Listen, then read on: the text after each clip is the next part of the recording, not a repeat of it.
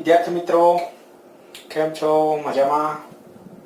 હવે આપણે આજના લેક્ચરની અંદર નીટ ગુજકેટની અંદર પૂછાયેલા પ્રશ્નો ચેપ્ટર 1 નો પાર્ટ 4 એમનો કોન્સેપ્ટ જોવાના છીએ. એટલે કે આ ટોપિકની અંદર આપણે કયા કયા સૂત્રનો ઉપયોગ કરીશું અને એને લગતી માહિતી. તો એમાં આપણે રેખીય વિતરણ, આ ભાગની અંદર મેં લીધા છે રેખીય વિતરણ, પૃષ્ઠ વિતરણ અને કદ વિતરણ. એટલે કે સતત વિતરણ પર આધારિત જે પ્રશ્નો નીકળતા હોય એ પ્રશ્નો આપણે જોવાના છે. તો એમના માટે આ કોન્સેપ્ટ પહેલા તૈયાર કરી દઈએ. સતત વિતરણ, નામ તમે આપી શકો છો, સતત વિતરણ પર આધારિત પ્રશ્નો. તો સતત વિતરણ માટે તમને ઘનતાની જરૂર પડશે. ત્રણ પ્રકારના વિતરણ હોય છે મિત્રો. એક રેખીય વિતરણ, વિદ્યુતભારનું રેખીય વિતરણ, જેમના માટે ઘનતા વ્યાખ્યાયિત કરવામાં આવે છે વિદ્યુતભાર ભાગાકારની અંદર લંબાઈ. આમના પરથી નાનકડા ટુકડા માટે વિદ્યુતભાર જોઈતો હોય તો નાનકડા ટુકડાની લંબાઈ લેવામાં આવે છે. તો આમના પરથી વિદ્યુતભાર તમને મળી જાય. સૂક્ષ્મ ખંડ પર વિદ્યુતભાર બરાબર લેમ્બડા ઇન્ટુ dl. આમનો ઉપયોગ આપણે કરતા હોઈએ છીએ દાખલાની અંદર. એ જ રીતે પૃષ્ઠ ઘનતા હોય, પૃષ્ઠ વિતરણ હોય તો એમાં પૃષ્ઠ ઘનતા હોય. બોલો, યાદ કરો. પૃષ્ઠ ઘનતા સિગ્મા સંજ્ઞા જનરલી લેતા હોઈએ. વિદ્યુતભારના ભાગાકારમાં ક્ષેત્રફળ આવે. આ જ રીતે સૂક્ષ્મ માટે જોઈતું હોય તો dA અથવા સ્મોલ a. આમના પરથી સૂક્ષ્મ પૃષ્ઠખંડ પરનો વિદ્યુતભાર સિગ્મા ઇન્ટુ dA સૂત્ર મળી જાય. આ જ રીતે કદ વિદ્યુતભાર ઘનતા, કદ વિતરણ આપ્યું હોય તો ρ સંજ્ઞા લઈએ, ભાગાકારમાં કદ કરી દેવાનું. અહીંયા પણ સૂક્ષ્મ કદ કરી દો તો dq થઈ જશે ρ ઇન્ટુ dv. તો આમનો ઉપયોગ કરી અને દાખલા બનતા હોય છે. આના દાખલાઓની લંબાઈ વધારે હોય છે, મોટી હોય છે. એટલે એક આખો દાખલો થાય અને પછી એની અંદર કંઈક સાદરૂપ આપવાથી જે આન્સર આવે એમનો પણ ઉપયોગ થતો રહેતો હોય છે. તો આજે એક બે ટોપિક એવા આપણે જોવાના છીએ કે જેમનો આન્સર સીધો યાદ રાખવાથી તમને અમુક MCQ જે છે એ સહેલાઈથી આવડી શકે. સાબિતીના સ્વરૂપે આપણને સૂત્ર મળતું એવું સૂત્ર એ આપણે જોઈશું. તો આ 3 પોઈન્ટની વાત કરી. ત્યારબાદ આપણે આ પોઈન્ટની અંદર કવર કરીશું ગાઉસ વર્તુળના પછીના ભાગની અંદર લઈ લઈશું. તો પછી આપણે એક પ્રશ્ન એમનો જવાબ જે છે યાદ રાખવાનો છે. ચાપ માટે સમજાવું છું, એ જોજો. આગળના કોર્સની અંદર એક દાખલો જ હતો, એ દાખલાનો જવાબ.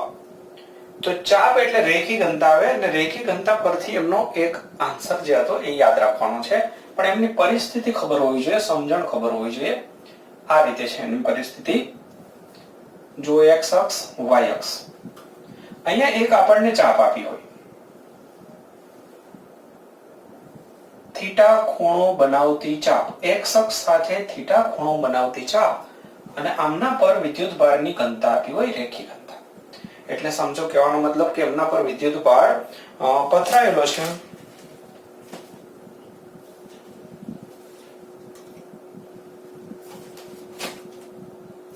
ઠીક છે, પેન સુધી લઉં. આવે છે. હા, તો વિદ્યુતભાર જે છે એ આ રીતે સતત રીતે પથરાયેલો હોય. માની લો કે ધન વિદ્યુતભાર છે, તો ધનના કારણે તમને ખબર છે કે વિદ્યુત ક્ષેત્ર દૂર તરફ આ બાજુ ક્યાંક આવે. તો આની અંદર સૂક્ષ્મ ખંડ કરી અને પછી એ ટુકડા માટે kq/r² નો ઉપયોગ કરી, પછી સંકલન કરી, ઘણું બધી મહેનત કરી અને પછી આપણને ફાઇનલી જે આન્સર મળતો હોય એ આન્સર યાદ રાખવાનો છે. એમના માટે અહીંયા ધારી લો કે ત્રિજ્યા r છે. ત્રિજ્યા આપશે તમને. રકમની અંદર કઈ કઈ વસ્તુ આપે છે એ સમજી લો. રકમની અંદર તમને આપતા હોય છે રેખીય ઘનતા, પછી જે ચાપ છે એમની ત્રિજ્યા અને ખૂણો, આ 3 વસ્તુ આપશે. અને વિદ્યુત ક્ષેત્ર પૂછશે તો એ વિદ્યુત ક્ષેત્ર માટેનું સૂત્ર E બરાબર k lambda by r minus sine theta I caret plus cos theta 1 માઇનસ cos theta minus 1 j caret આ રીતનું એક સૂત્ર છે. આ સૂત્ર સીધું જ યાદ રાખી લો. પણ આ સૂત્ર યાદ રાખ્યા પછી એમાં તમને રકમની અંદર કિંમતો બદલીને આપશે. એટલે કે આ ચાપ જે છે એ તમને અહીંયા સુધી આપે તો થીટા બરાબર 90 લેવાનું થશે. ચાપ જે છે એ આટલે સુધી આપી દેશે, અડધું વર્તુળ. આવા દાખલા પૂછાઈ ગયેલા છે. તો એમાં થીટા બરાબર તમે પાઈ કિંમત મૂકી દો, 180 ની કિંમત મૂકી દો, તો એ રીતના એમના દાખલા બનશે. તો આ પરિસ્થિતિ ધ્યાનમાં રાખજો. ત્યારબાદ આપણી પાસે એક દાખલો જૂના કોર્સની અંદર હતો. એ દાખલો જે છે એમનો પણ જવાબ તમે યાદ રાખી શકો છો. દાખલાની પરિસ્થિતિ પહેલા સમજવી પડશે. આ રીતે એક પાતળો સળિયો રેખીય વિતરણ ગણીશું, L લંબાઈ. એમના પરનો વિદ્યુતભાર માની લો કે Q ટોટલ બધો થઈ, અને એના કોઈ એક છેડાથી R જેટલા અંતરે અહીંયા વિદ્યુત ક્ષેત્ર કેટલું હશે. આની ગણતરી માટે ફરીથી એક ટુકડો લેવો પડે. ટુકડા પર વિદ્યુતભાર આ રીતે મળે. એ ટુકડાના કારણે kq/r², પછી સંકલન કરવું પડે ટુકડા ક્યાંથી ક્યાં સુધી છે. તો એ બધું કર્યા પછી જે ફાઇનલી આન્સર મળે, આન્સર કહું છું તમને, તો E = kq/r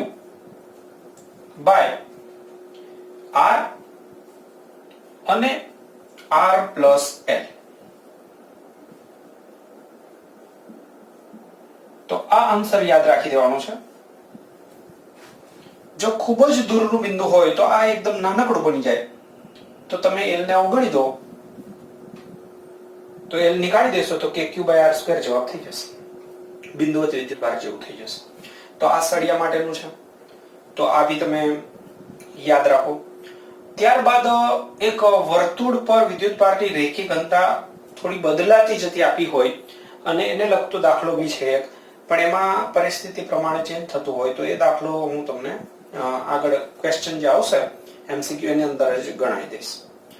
તો આ પ્રકારના ટોપિક આપણે આની અંદર સમાવેશ કરી આ ભાગની અંદર, કે જેની અંદર ખાસ કરીને ઘનતાઓનો પ્રયોગ થતો હોય, ઉપયોગ થતો હોય, તો એમને લગતા પ્રશ્નો કઈ રીતે સોલ્વ કરી શકાય એ આપણે આ ભાગની અંદર જોઈશું. ઓકે, તો આ ટોપિકમાં એટલું રાખીશું. બીજી ઘનતાઓ ને બધું છે પણ આપણે એને બીજા ભાગમાં લઈ લઈશું. અનંત લંબાઈનો તાર ને ગાઉસના નિયમના ઉપયોગની અંદર આવશે તો આપણે એવું કરીશું કે ગાઉસના નિયમના ભાગની અંદર એને કવર કરી લઈશું. તો આ ભાગની અંદર આ મુદ્દો રાખીશું. ઓકે, તો જોઈ લેજો.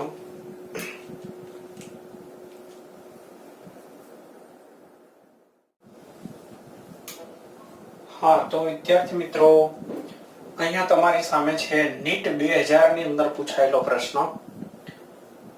વિદ્યુત ભારિત તારને એ ત્રિજ્યાની અર્ધવર્તુળાકાર ચાપ બને તે રીતે વાળવામાં આવે છે.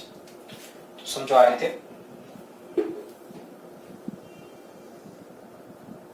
આ અર્ધવર્તુળ બની ગયું, કેન્દ્ર સમજો O.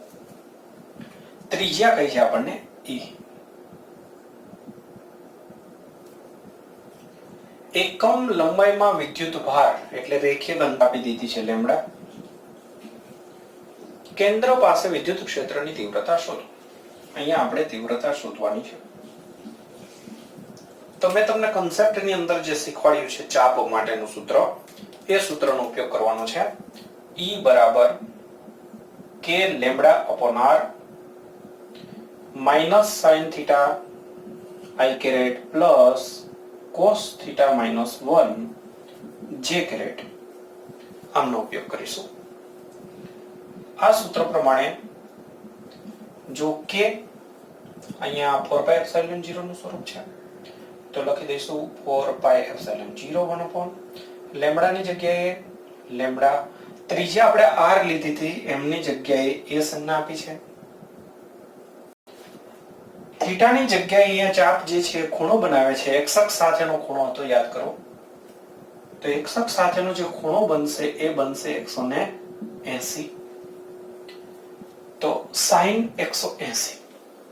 તો sin 0 એટલે 0, sin 180 એટલે પણ 0. તો આ પદ જે છે એ શૂન્ય થઈ જશે.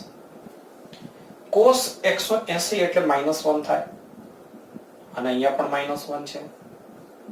j caret. તો ફાઇનલી આપણને E બરાબર મળશે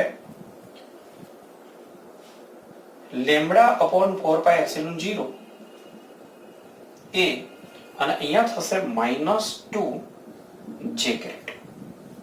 હવે જો સદિશ સ્વરૂપે કે તો E બરાબર થશે λ/2πε0 a j કેરેટ. આ આન્સર સદિશ સ્વરૂપે જો ઓપ્શન આપ્યા હોય તો, અહીંયા મૂલ્ય સ્વરૂપે આપ્યા છે તો આપણે માઈનસ અને j કેરેટ નીકાળી દો તો λ/2πε0 a. તો λ/2πε0 a. તો C આન્સર આપણો સેટ થશે. -j કેરેટ ડાયરેક્શન એટલા માટે કે જો આટલી ચાપ હોય તો પરિણામી જે વિદ્યુત ક્ષેત્ર છે નીચે તરફ જ આવવાનું. તો આમાં ચેન્જ કરીને તમને આટલું પણ આપી શકે છે. જો તો તમારે થીટા બરાબર અહીંયા 90 લઈ અને સાદુરૂપ આપી દેવું. તો જોઈ લો મિત્રો, લખી દેજો.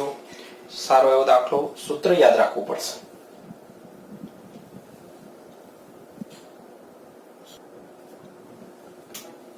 હા, તો ગુજકેટની અંદર જો નવો પ્રશ્ન તમારી સામે લખ્યો છે. ગુજકેટ 2008 માં પૂછાયેલો છે.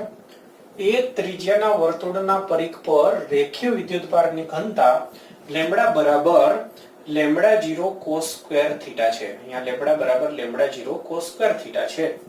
તો તેના પરનો કુલ વિદ્યુતભાર શોધો. હવે અહીંયા રીત સમજાવું છું તમને.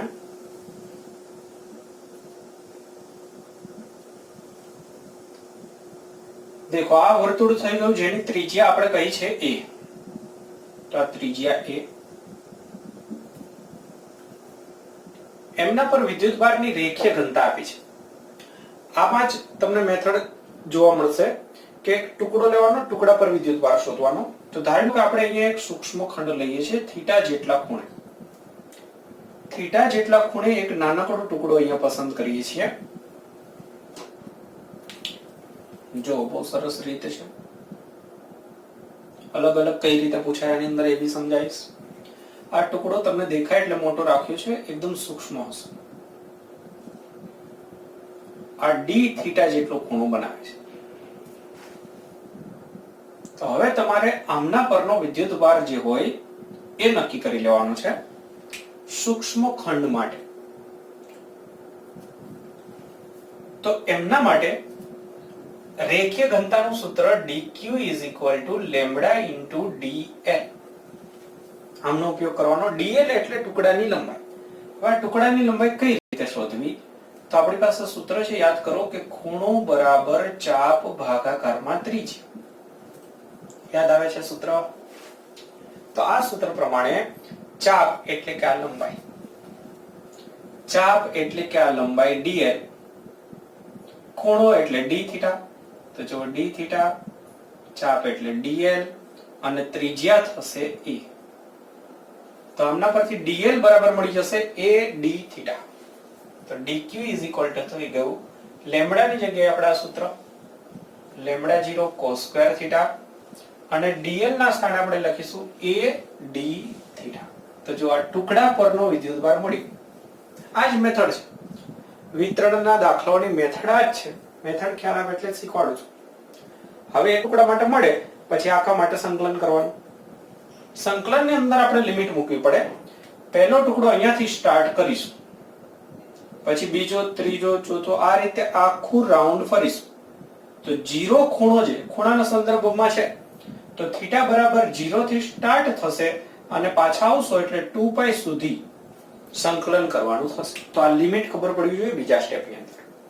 કુલ વિદ્યુતભાર માટે સંકલન કરીશું 0 થી 2π ની લિમિટમાં.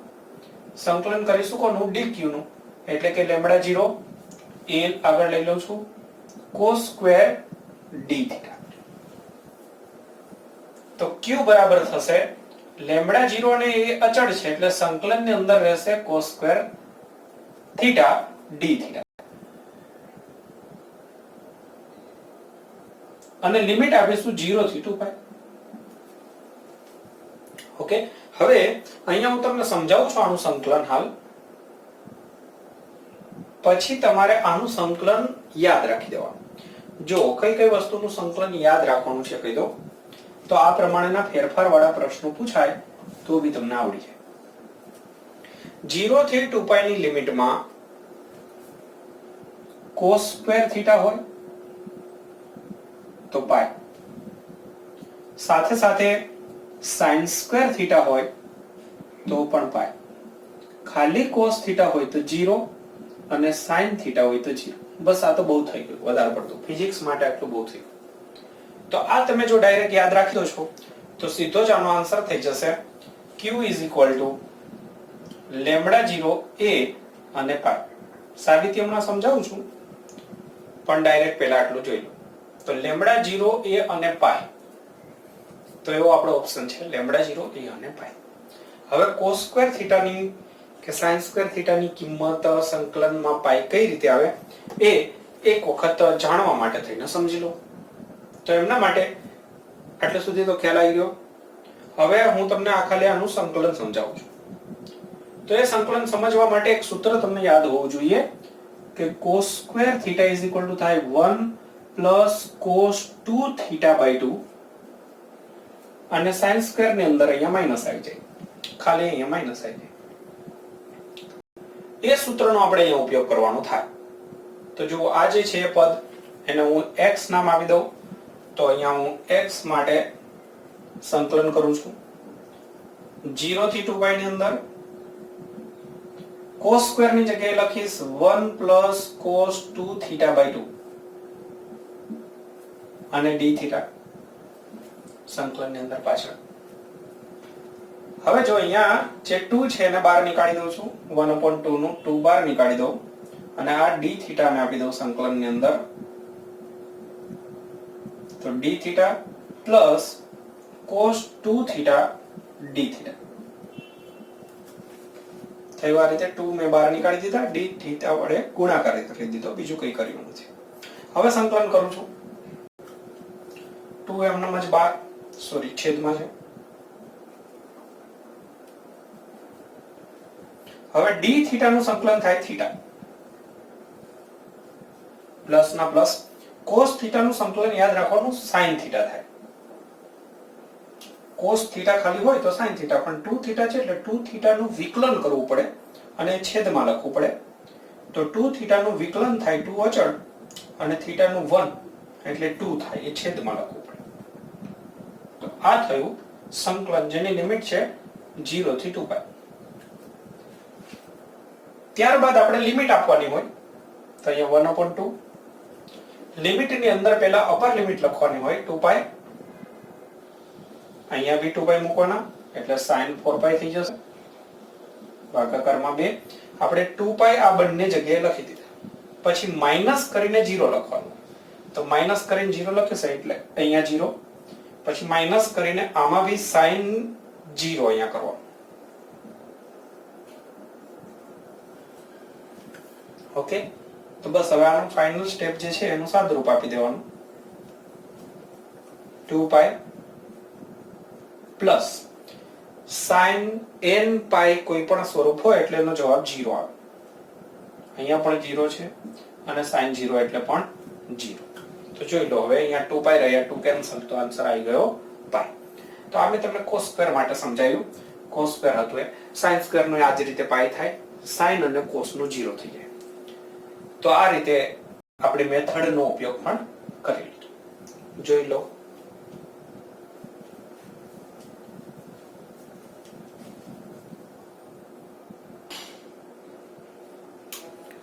જોઈ લો મિત્રો, રકમ સમજી લો. ગુજકેટ ની અંદર 2015 માં પૂછાયેલો દાખલો, L તાર લંબાઈનો, આ L લંબાઈનો તાર છે, માહિતી સમજાવતો જાઉં છું. એમના પર કુલ વિદ્યુતભાર Q છે.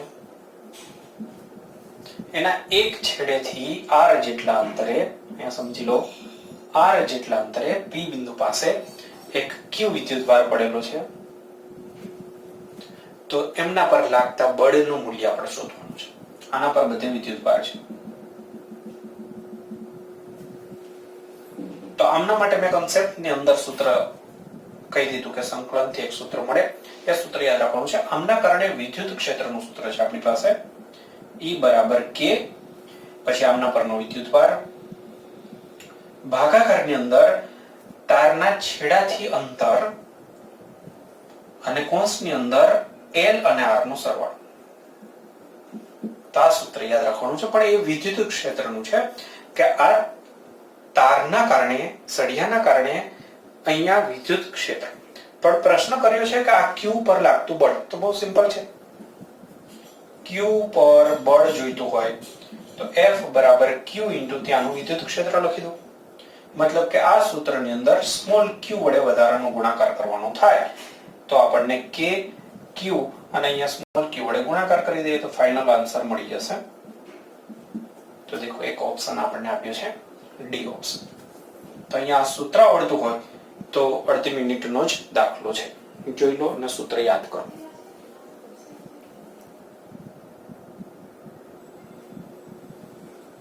જો વિદ્યાર્થી મિત્રો એક બીજી પ્રેક્ટિસ થાય એટલે થોડા હાઈ લેવલનો દાખલો છે.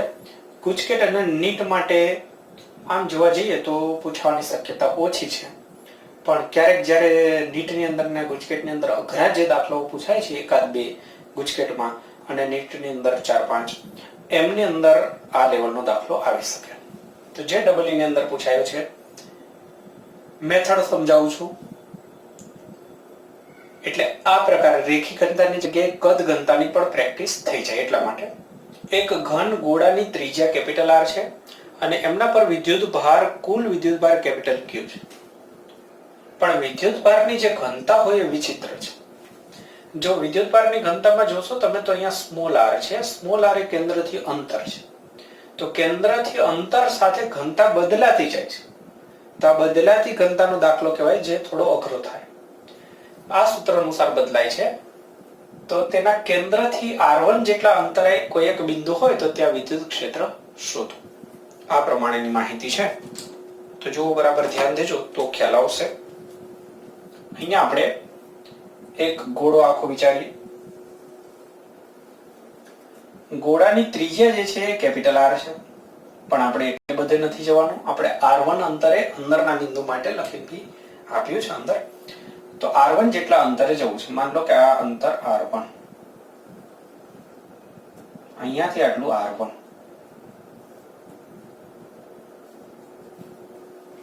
વિદ્યુતભાર બધે પથરાયેલો છે. સમજો, વિદ્યુતભાર અહીંયાથી માંડી બધે છે, પણ ઘનતા જુદી જુદી છે, ગીચતા જુદી જુદી છે. એમના માટેનું આ સૂત્ર છે. આ સૂત્ર પ્રમાણે કેન્દ્ર પર r બરાબર 0 થઈ જાય. એટલે કેન્દ્ર પર 0 થી સ્ટાર્ટ થઈ અને પછી વધતું છે. રો ચલે છે r. હવે આપણો ટાર્ગેટ એવો છે કે વિદ્યુત ક્ષેત્ર શોધવું છે. તો આપણે એવું ગાઉસના સૂત્રનો ઉપયોગ આમ વિચારી શકીએ અથવા kq/r² સમજો. તો આટલાની અંદર ઘેરાયેલ વિદ્યુતભાર જોઈએ છે. આ ગોળો છે, યાદ રાખજો. ગોળો, કવચ નથી, વર્તુળ નથી, નક્કર આખો ગોળો છે. હવે આખા પર વિદ્યુત ભાર જોઈતો હોય તો એના ટુકડા કરવા પડે. હવે ગોળાનો ટુકડો એટલે શું? આ એક સમજવા જેવી બાબત છે. ગોળાનો ટુકડો એટલે એક કવચ. સમજો એક નાનકડી કવચ છે, પોલો ગોળો, એના પર બીજી કવચ આવે, ત્રીજી કવચ આવે. આ રીતે કવચ જ્યારે એક પછી એક ગોઠવાતી જાય તો આખો ગોળો બને, એવું આપણે ધારવું પડશે. તો કવચ એટલે કે ગોળાનો ટુકડો, એમના પર પહેલા આપણે વિદ્યુતભાર શોધીશું. તો જુઓ અહીંયા ધારી લો કે આપણે એક કવચ જેની ત્રિજ્યા x અને એમની જાડાઈ dx ધારીશું.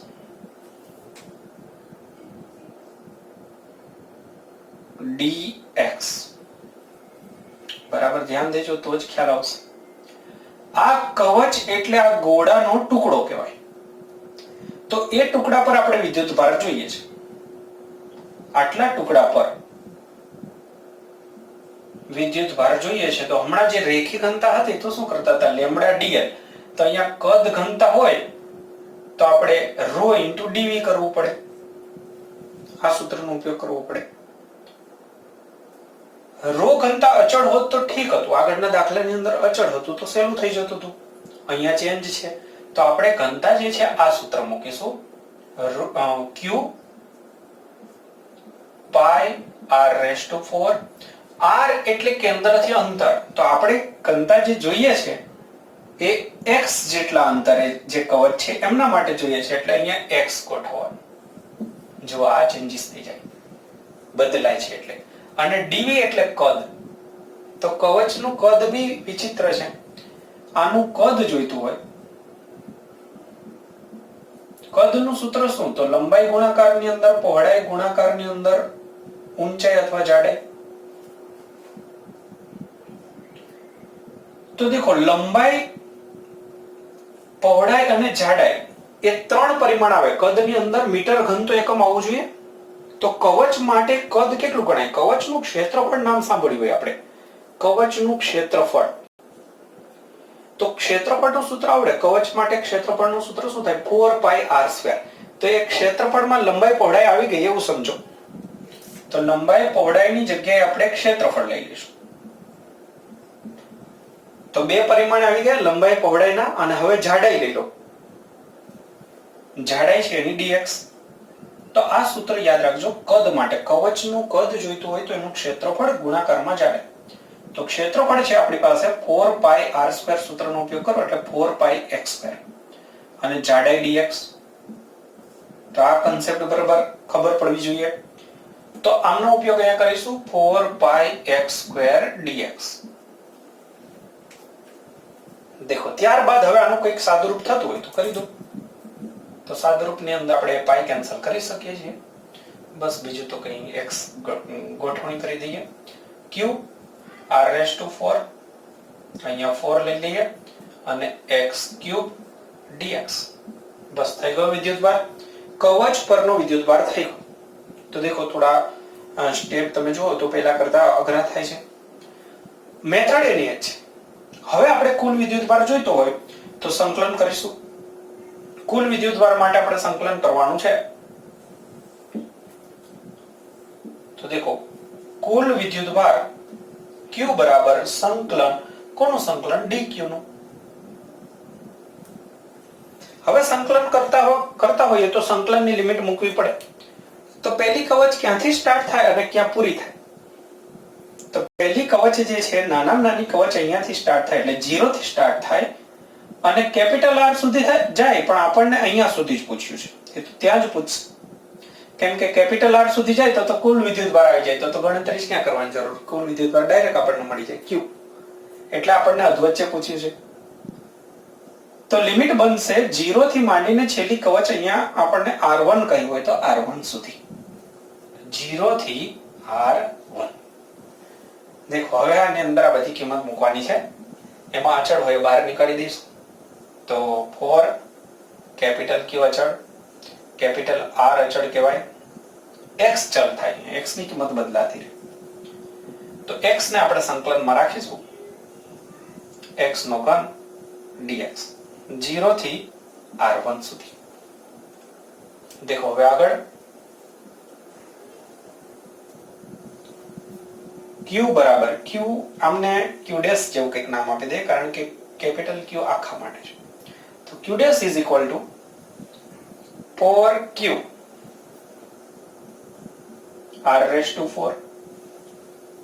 संकलन याद करो नियम, एक घात વધારने का વધેલી घात छेद में रखने का. तो एक घात વધારી दो, વધેલી घात छेद में रखने का, लिमिट तो मुकने का ही, भूलने का नहीं. चलो હવે લિમિટ મૂકીશું. અહીંયા 4 પર પહેલા તો કેન્સલ કરી દઈએ, બહાર નીકળી કેન્સલ થઈ જાય, બહાર રહેશે q r રેઝ ટુ 4. અહીંયા પહેલા અપર લિમિટ લખીશું તો અપર લિમિટ થશે r1 ની 4 ઘાત માઈનસ 0.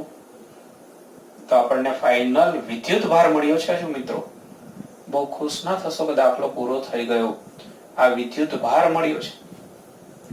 પૂછ્યું તું વિદ્યુત ક્ષેત્ર, તો વિદ્યુત ક્ષેત્ર શોધવાનું કહ્યું હતું એટલે આપણે આ સૂત્રનો ઉપયોગ કરીશું કે ક્યુ by R square.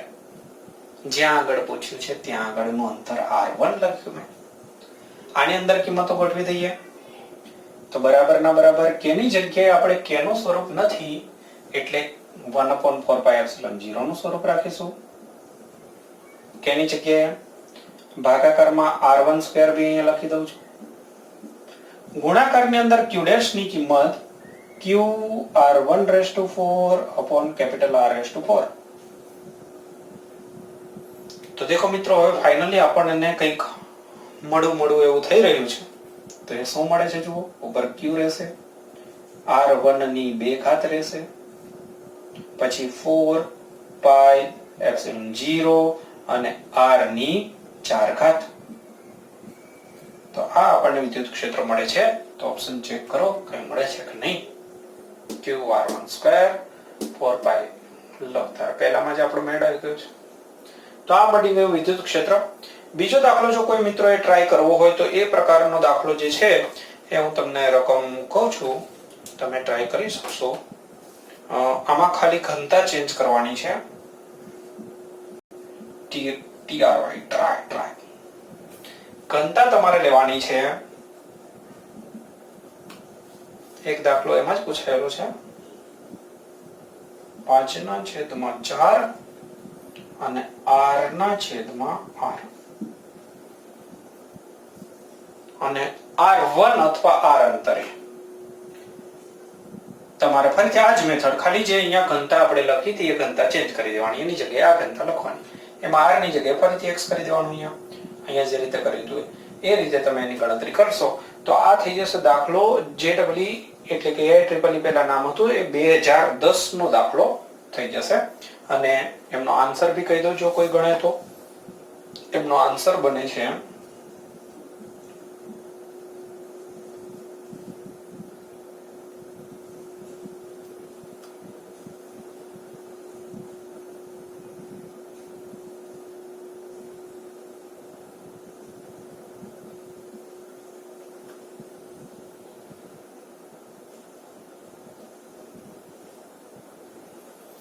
ρ0r/4ε0π/3. Okay, તો જો કોઈ દાખલો ગણવો હોય આ મેથડ થી તો ગણી શકો છો. આ મેં તમને મેથડ સમજાય એટલા માટે દાખલો લીધો, ગુજકેટ અને નીટ લેવલના દાખલો નથી.